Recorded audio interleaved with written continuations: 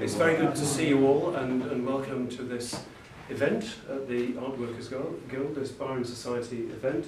I'll say something in a moment about the nature of the event, but first of all, a very warm welcome to everyone, and a particular welcome, of course, to our speaker this evening, Bernard Beatty, who is well known, I think, to all of us. So I'm not going to reveal his whole CV because I think he'll, much of it is familiar to you.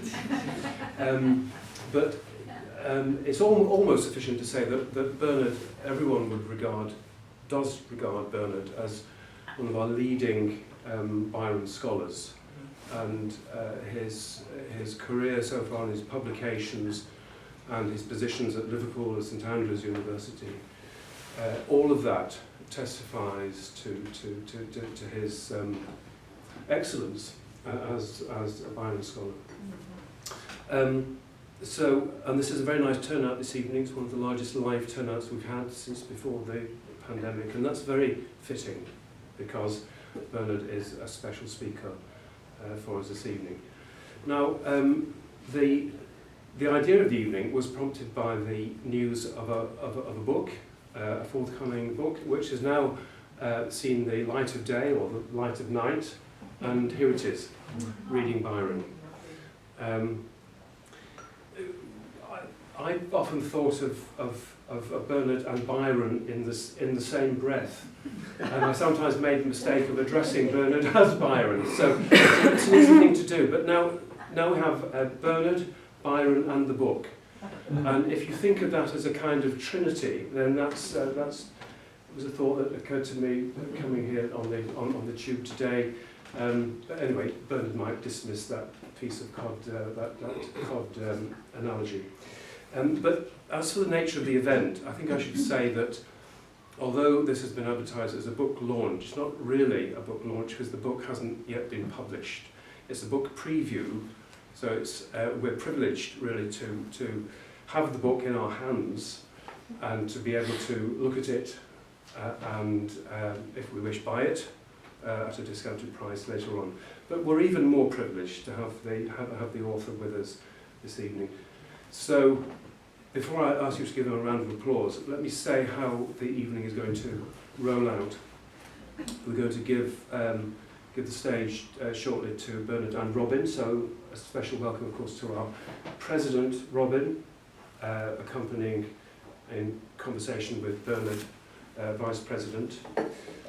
So that will be the first scene, as it were, and that will be followed by a reading of a selection of Byron's poetry, and that reading will be given by Bernard and Chris, Kenyon Jones, so thank you, Chris.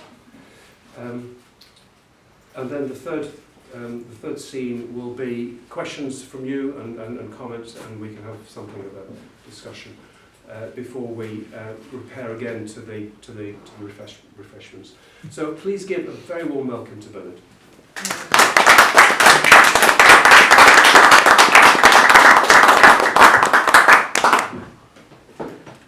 Bernard, good evening. Thank you very much for giving me the opportunity to ask you a few questions, as it were, to introduce your book. I've had the advantage of reading an early draft. I think, apart from David, who I know has, where's David?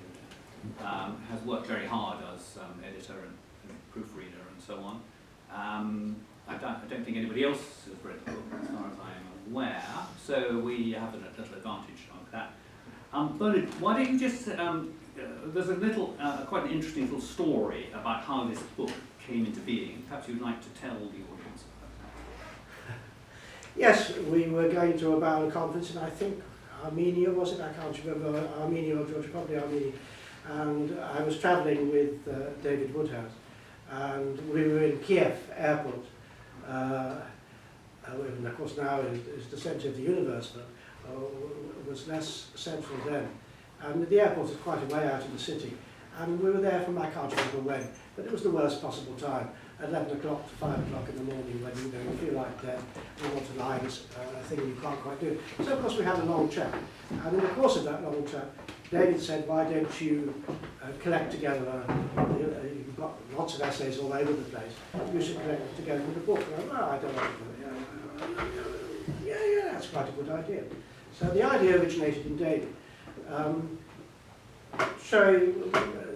We presented to various presses, the University Press, I think, the idea of a book which would have been, it was called mainly Byron. It would have been mainly Byron, but it would have been essays on Shelley and Dryden and other people I'd written about and I'm interested in. But the press said, oh, no, we don't want that. It must be all Byron, of course. So that involved me basically in not a collection of essays already written, but actually writing a whole series of essays. And the major part of the book is 5 chapters on Byron's poetry. That's the sort of heart of the book. And they're freshly written. And then added to that are various things, lectures I've given, some of which have been published, some of which haven't, on Byron's life and Byron's politics. So you get a book called Reading Byron, Reading Byron, Poem, Life, Politics. And the essence of the whole thing really is the title, that whatever Byron is, and he's a huge phenomenon that one encounters in a variety of ways, the absolutely fundamental thing to do with him is to read him. So I'm saying read him, and I'm also saying, I suppose I'm saying, if I'm allowed to say, without sounding big-headed, this is how to read it. One shouldn't say that because it's big-headed, but something like that. Yeah, and I think the book actually spoke to me quite strongly in the first introductory passage or so, because I'm not an academic. I'm probably somebody who would never have read any or very little of Byron if it hadn't been my name and other connections. And you make the point that, you know, even in my generation, and certainly now, one grows up at school reading short poems. And short poems are easier to teach, not necessarily to understand, but possibly they're less daunting. And we, this generation has lost really the ability to read longer poems. And it's curious, I was thinking about that because as a young, as I say, a late teens, early 20s, I wasn't daunted by long books. I remember in the school holidays reading almost all Trollope's political novels because our teacher said you couldn't understand the second Cromwell unless you read Phineas Finn, you know. And once I'd read the first couple of books, I just kept reading. So, you know, and I read all the Russian novels and things, but then I thought, well, look at the Childe Harold and there's pages of poetry, you know, pages and pages of it. And, you know, you think, well, I can't do that. I mean, you know, the longest poems that I'd read would have been, I don't know, The Ancient Mariner or something like that, which was a good story and quite easy to read. And, you know, and it spoke to me in the way you said that, you know, how to read Byron in a sense, to read him more like you would read prose. But on the other hand, you do acknowledge, I think, to say that sometimes Byron can be difficult. Sometimes there are difficulties of understanding. So that was a two-pronged question, really. One is, contemporaries, did they read, putting it very crudely, did they read Byron for the stories and adventures and travel, or did they see some of the deeper seriousness which you identify? And also, how does that leave the modern, as it were, non-academic reader? Yes, as to the first, I mean, people were used to reading long poems. If you went to school, I mean, you read Virgil's Aeneid if you went to a public school, and all the rest of it. The greatest poem in English is Paradise Lost. You just took for granted that the greatest poet, the originating poet, is Homer. You took for granted a spectrum, whereas long poems are more or less the identity of poetry. Though, of course, there are all kinds of other kinds of poetry, lyric poetry, pastoral poetry, whatever it is.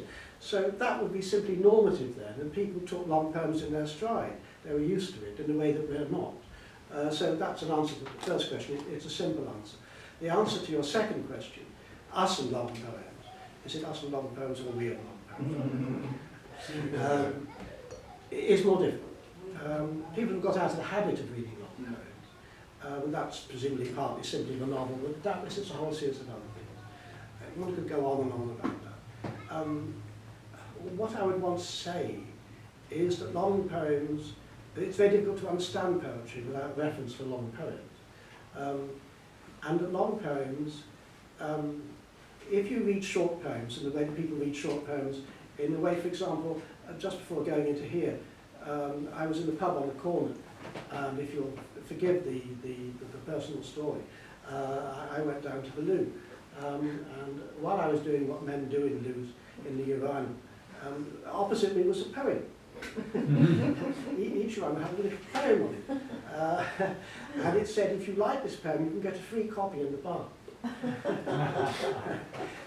But the point, so that was an idea of what poetry was, but it wasn't quite my idea of what poetry was, because whatever it was a peculiar sort of thing, a special sort of thing.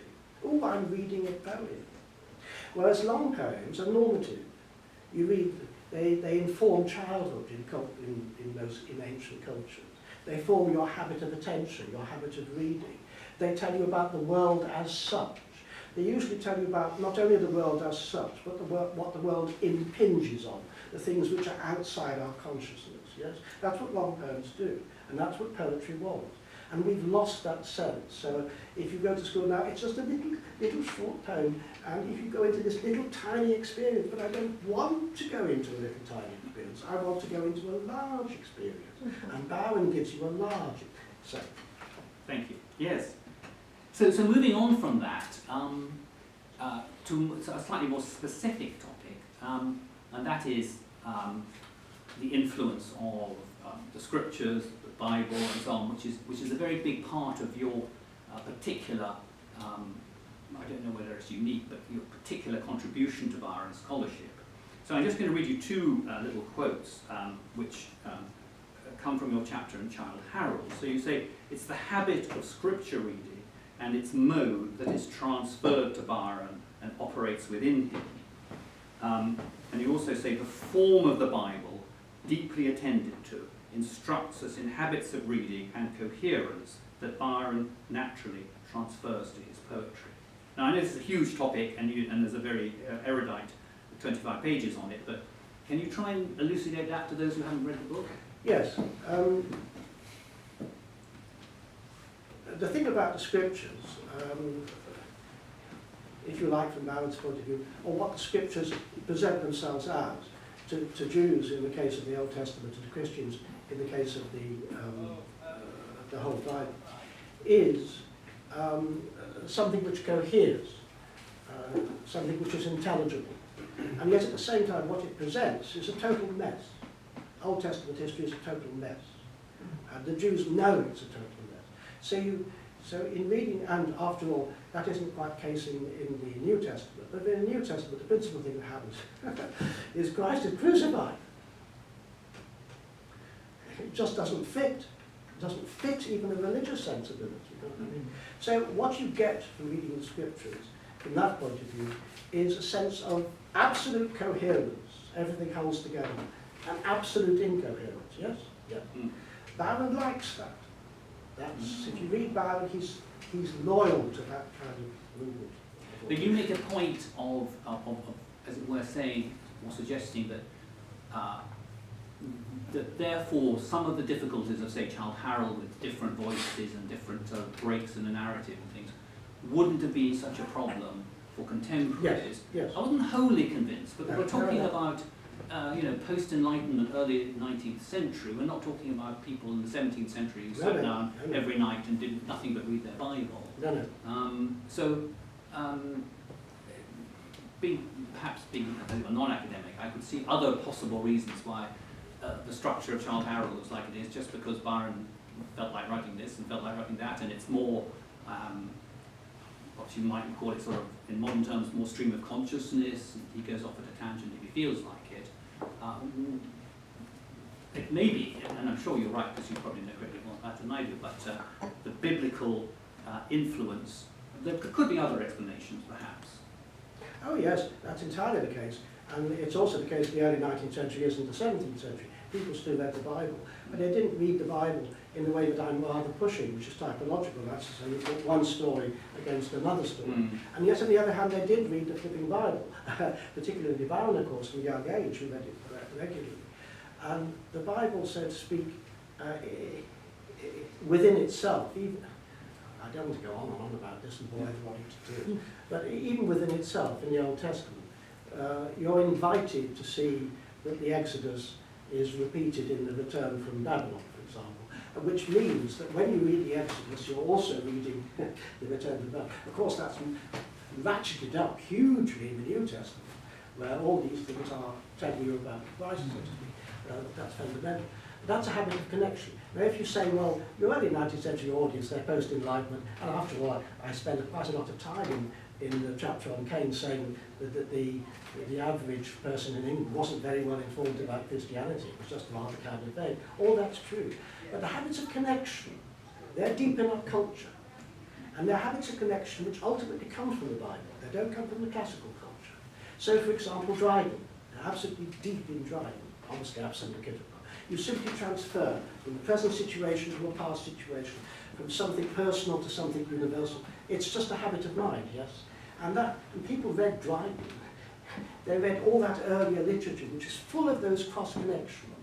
And it's that habit of cross-connecting, which is absolutely fundamental to Byron, and which, quite right, the scriptures aren't the only source of it. But in Byron's case, they're a very important source. Right, can I move on then to another topic, and this is perhaps more related to Byron, and it's the old question about Byron's life, as it were, sometimes complementing, sometimes mirroring, sometimes contradicting what he's writing. And in your chapter in Manfred, and you're particularly focusing on the famous last lines of Manfred, "Old man, 'tis not so difficult to deny," and how those should be interpreted. But before, as it were, you get on to that, you outlined, as it were, specifically in relation to that, sort of three possible approaches. One approach is what you might call context-less, simply the text. The second approach is what you call, I think, a steady state, which is effectively, we know what Byron's all about, we know what he's thinking, we know what he's doing, and therefore we look at the poem, as it were, through those eyes. And the third one is more specific to what's going on in Byron's life at the time. I don't want to get too involved in the particular in Manfred, because we probably haven't got time for a deep analysis of that.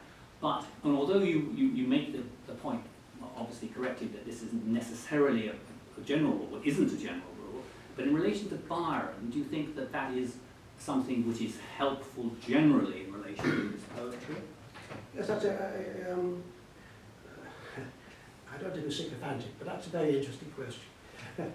It's a good question. The answer to that must be yes, but I haven't thought of that question, so I have to think of my answer. Yes, I suppose it's true. Well, the simplest thing is this, that my whole book is saying you must read Byron, and in the first instance read his poems. That's the most important and primary thing. But it's impossible for anyone not to be interested in Byron's life, and his poems push him in that direction as well. So it's really the relationship between the two which perpetually kind of pulls you. Since I've known you, you've always emphasised that you're not that interested in Byron's life and all the kind of little bits and pieces. You know, it's Byron as a writer and Byron as a thinker. Yeah. That's what really interests you. But I wondered, reading your biographical essays, whether there's a little bit of a biographer manqué kind of lurking there. I mean, you do, just for the sake of the audience, there are three essays, very interesting essays. One focusing on Byron in the Albany, and if I can summarise probably badly, so Byron is there perhaps more serious, more studious than some of his letters and other suggestions might suggest. Then the Seum, the marriage, Byron perhaps slightly more responsible husband, and slightly more domestic and respecting his in-laws than biographers. And then a very interesting one about moving from Venice to Ravenna, where the change from sort of promiscuity to fidelity is actually shown in his poetry. The poetry arrives before the actuality. Yes. So anyway, just for the benefit of the audience. All that's right. Yeah, but well, my question was, are you other periods? I mean, would you like to address lots of other parts of Byron's life where you think maybe biographers haven't quite got it right? Well, I don't think I could write about it, but it would simply be too huge. It would kind of kill me off altogether. But other little nuggets, Yes, bits of of Byron's yes, of course, yes, life where yes. you think, actually, you know, the Diocrists don't really get this because perhaps they don't get poetry. Yes. Well, I'll repeat what you've already read and what I've said in the book, and which comes partly from John Clubb, a great Byronist who died not very long ago, who wrote a life of Beethoven, of course. And he said that, not about himself, but if you read a life of Beethoven or Schubert or something like that, or Chopin, you would expect the person writing the book to know Beethoven's music really, really well. They may not necessarily be, you know, fantastically informed, but they would have listened to the symphonies and the concertos and the quartets and all the rest of it, and know it really well. And of course they'd have to do the historical stuff. What did Beethoven do? What is the evidence for it? The usual kind of stuff.